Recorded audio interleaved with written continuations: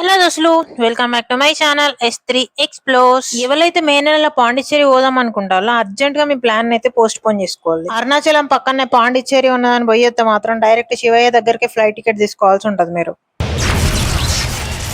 ఎందుకంటే తెలంగాణలో ఉన్న టెంపరేచర్ పాండిచ్చేరిలో ఉన్నా కూడా అక్కడ బీచ్లు ఉండడం వల్ల హ్యూమిడిటీ ఎక్కువ ఉండి పట్టపగలే చుక్కల్ని చూడాల్సి వస్తుంది. సో ఇదైతే నేను ఇచ్చే గైడ్ లైన్. సో ఇక పాండిచ్చేరికి ఎట్లా పోవాలి, ఏడు ఉండాలి, ఏం ఫుడ్ దొరుకుతుంది, ఎన్ని రోజులలో మొత్తం ఎక్స్ప్లోర్ చేయొచ్చు అనేది మీడియా ఎండ్ వరకు చూడండి, మీకు ఫుల్ ఇన్ఫర్మేషన్ దొరుకుతుంది. మన దేశం మొత్తంలో ఉన్న 8 కేంద్ర పాలిత ప్రాంతాలల్లో పాండిచ్చేరి అనేది కూడా ఒకటి. పాండిచ్చేరిని పుదుచ్చేరి అని కూడా పిలుస్తారు. అందుకే ఇక్కడ లిక్కర్ ప్రైసెస్ వేరే ప్రాంతాలతో పోలిస్తే కొంచెం తక్కువ ఉంటాయి. మందు బాబులం మేము, మందు బాబులం, మందు కొడితే మాకు మేమే మహారాజులు. పాండిచ్చేరి దాకా ఎట్లా చేరుకోవాలనే విషయానికి వస్తే బస్సు, ఫ్లైట్, ట్రైన్ ఈ 3 అవైలబుల్ ఉన్నాయి. కాకపోతే 700 నుండి 850 కిలోమీటర్లు ఉండడం వల్ల బస్సులో పోతేనేమో 15 నుండి 16 గంటలు పడుతుంది. ట్రైన్లనేమో సేమ్ దగ్గర దగ్గర వస్తుంది. ఫ్లైట్ లో మాత్రం 1.5 hour లో చేరుకోవచ్చు. బస్సులు అయితే ప్రతిరోజు అవైలబుల్ ఉంటాయి. స్టార్టింగ్ ప్రైస్ వచ్చేసి 1600 నుండి 1700 ఉంటది. ఎందుకైనా మంచి బస్సులు బుక్ చేసుకునేటోళ్ళు 1-2 రోజుల ముందు మాత్రమే బుక్ చేసుకోవాలి, అప్పుడు తక్కువ ప్రైస్ పడుతుంది. ట్రైన్ అయినా ఫ్లైట్ అయినా అవైలబిలిటీని బట్టి బుక్ చేసుకోవాలి. బస్సు దిగడే ఆలస్యం బైక్ రెంటల్స్ వాళ్ళని అయితే కాంటాక్ట్ కావాలి, లేకపోతే ఓలా, ఊబర్, ర్యాపిడో వాళ్ళైతే పెద్ద స్కామ్ చేస్తారు. మేము తీసుకున్న బైక్ రెంటల్ వాళ్ళ ఇన్ఫర్మేషన్ అయితే డిస్క్రిప్షన్ బాక్స్ ఇస్తా, చూడండి. రిసీవింగ్ అయితే చాలా బాగున్నది, రేట్లు కూడా చాలా రీజనబుల్ గా ఉన్నాయి. వీళ్ళకి ఓవరాల్ గా 3 బ్రాంచెస్ ఉన్నాయంట. మేము ఫస్ట్ బ్రాంచ్ దగ్గర పోయినప్పుడు అక్కడ అవైలబిలిటీ లేకపోతే వాళ్ళ పర్సన్ ఒక అతను వచ్చి మమ్మల్ని బ్రాంచ్ 2 దగ్గర తీసుకుపోయి అయితే మాకు బైక్ రెంటల్ కి ఇచ్చేసినారు. స్టే విషయానికి వస్తే ఏ ఆన్లైన్ బుకింగ్ యాప్ లోనైనా మంచి రివ్యూస్ ఉన్న దాన్ని యూస్ అయితే బుక్ చేసుకోవాలి. మేము ఒక రీల్ లో రివ్యూస్ ని బట్టి ఇదైతే బుక్ చేసుకున్నాం. సాయి సంతూర్ పారడైజ్ అనేది. మేము బైక్ రెంట్ తీసుకున్న దగ్గర నుండి అయితే 700 మీటర్స్ ఉన్నది. బస్ స్టాండ్ దగ్గర నుండి అయితే 1.5 కిలోమీటర్స్ దాకా ఉన్నది. ఓలా, ఊబర్ ఎంతనైతే స్కామ్ ఉన్నదో జొమాటో, స్విగ్గీ కూడా గంతే స్కామ్ ఉన్నది. నేను కట్టె పొంగల్ ఆర్డర్ పెడితే ఉడకబెట్టిన అన్నంలో పెసరపప్పు కలిపిచ్చిండు.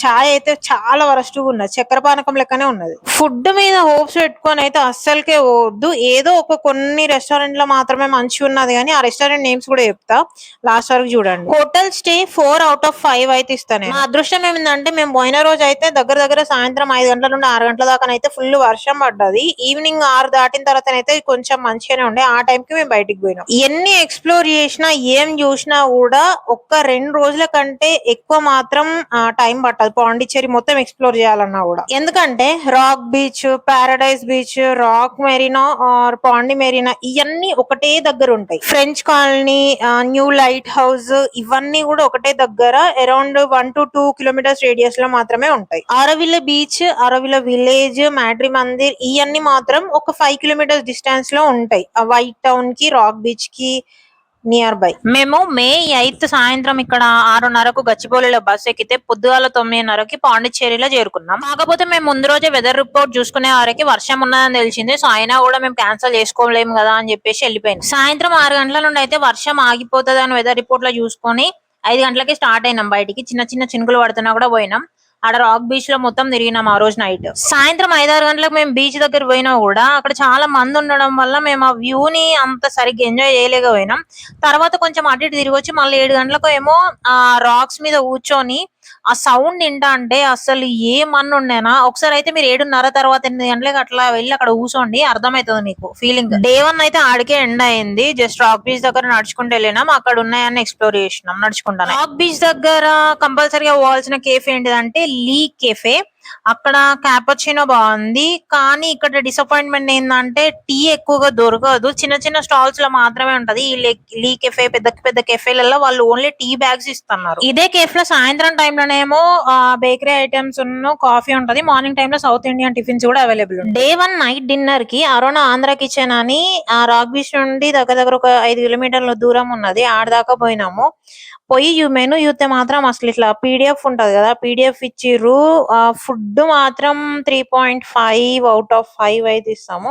ఎక్కువ ఆప్షన్లు లేవు, తక్కువనే ఉన్నాయి. ఇంకా టేస్ట్ కూడా కొంచెం అడిటే ఉన్నది. డే 1 డిన్నర్ కంప్లీట్ చేసుకొని రూమ్ కి పోయి రీల్స్ చూస్తా అంటే స్ట్రీట్ ఫోటోగ్రఫీ అని చెప్పేసి ఒక రీల్ తగిలింది. మా పెళ్లికి ముందు ప్రీ వెడ్డింగ్ ఫోటో షూట్ పైసలు లేక తీసుకోవాలి, ఇక్కడికి వచ్చినప్పుడన్నా మిస్ చేయొద్దని ఆ స్ట్రీట్ ఫోటోగ్రఫీ బుక్ చేసుకొని అయితే ఫోటోస్ తీసుకున్నాం. 10/10 అయితే ఇస్తాయి ఈ ఫోటోగ్రఫీకి. నేను డే 2 మేము యాక్చువల్ అయితే ఆరోవిల్ కి పోవాలి, కానీ 9 to 1 వరకే అది ఓపెన్ అన్నారు. మా ఫోటోషూట్ కంప్లీట్ చేసుకునే వరకే 1:30 అయింది. సో, అది మేము పోలేకపోయినాం. దాని తర్వాత ఫోటోషూట్ కంప్లీట్ కాగానే ఫిషారెంట్ అనే రెస్టారెంట్‌కి పోయినాం. అది కూడా మంచిగుంది రెస్టారెంట్.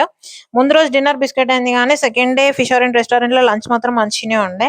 దాని తర్వాత బోటింగ్‌కెళ్ళినాం. బోటింగ్ 300 తీసుకొని 1 ½ అవర్ తిప్పుతాము. అట్లనే 4 ప్లేస్‌లన్నారు. ఆ 4 ప్లేస్‌లలో ఏమేమి కవర్ చేసిర్రో కూడా అర్థం కాలే బోట్ దిగినంక.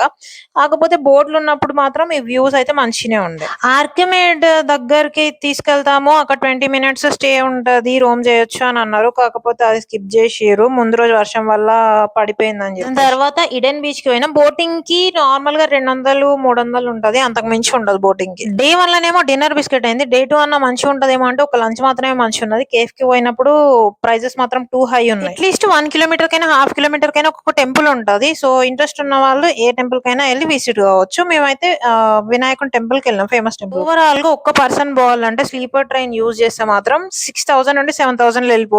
ఇంగా బడ్జెట్ అవసరం లేదు అని ఎళ్తే మాత్రం 30,000, 40,000 ఎంతనైనా ఖర్చు పెట్టుకొని పోవచ్చు. అప్ అండ్ డౌన్ ఫ్లైట్ పెట్టుకొని, బస్సులు పెట్టుకొని. సో, ఇదన్నమాట వీడియో. డౌట్స్ ఏమైనా ఉంటే కామెంట్ చేయండి. ఆన్సర్ ఇస్తా. చలో బాయ్ దోస్తులు. మళ్ళీ